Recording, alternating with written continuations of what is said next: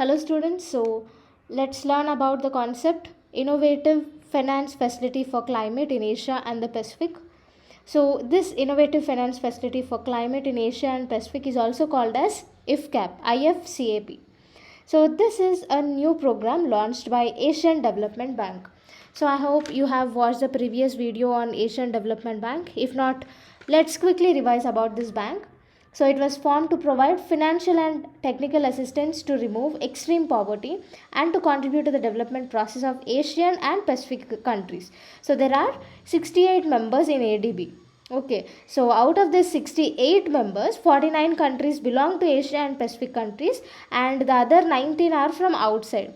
And Japan and US have largest shares, that is of 15.6% shares in the ADB, and India has 6.3% shares. China have 6.4% of shares in Asian Development Bank.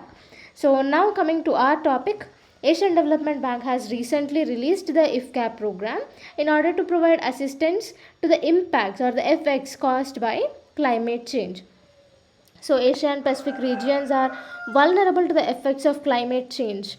So the impacts of frequent hurricanes, droughts, floods, sea level rise, all these are very huge in Asia and Pacific region. So to provide financial assistance and to tackle the effects of climate change, ADB has launched this IFCAP program. So under this program, different countries came forward to contribute to the to finance this program. So those countries are Denmark, Japan, Republic of Korea, Sweden, UK and US. So this kind of IFCAP program is very useful for Asian and Pacific countries because every time a climate disaster occurs, there will be a huge loss of life, there will be a huge loss of infrastructure, loss in huge number of businesses, etc. So for them, providing a financial help and supporting them is a very good initiative. So let's know about the benefits of IFCAP. So this acts as a multiplier effect. So multiplier effect means if you give 1 rupee, then with their skills they develop, they multiply it and they'll give output as 5 rupees. Okay, so this IFCAP program will act as a multiplier effect. So Asian Development Bank guarantees that for every $1 it will be accelerating up to $5 and donate for the climate change. And the program also supports the Asian Development Bank goals of contributing $100 billion. So it has actually, Asian Development Bank has set a goal to finance $100 billion from 2019 to 2030 to support climate finance. So by launching this IFCAP program, it can also fulfill its goal.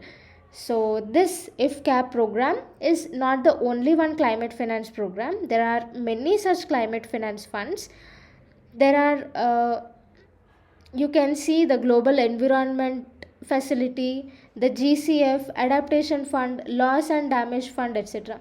So here one important point to notice, to learn here is GEF, Global Environment Facility, is launched by UNEP. Green Climate Fund, GCF, is launched by UNEP. Both are launched by UNEP. And Adaptation Fund is launched by UNFCCC. Loss and Damage Fund is launched by COP27.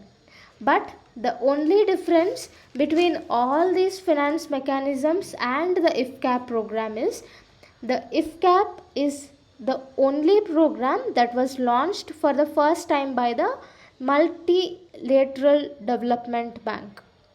So all these are launched by other organizations, but from a Multilateral Development Bank, IFCAP program is the first one to arrive. Okay, so this is about IFCAP.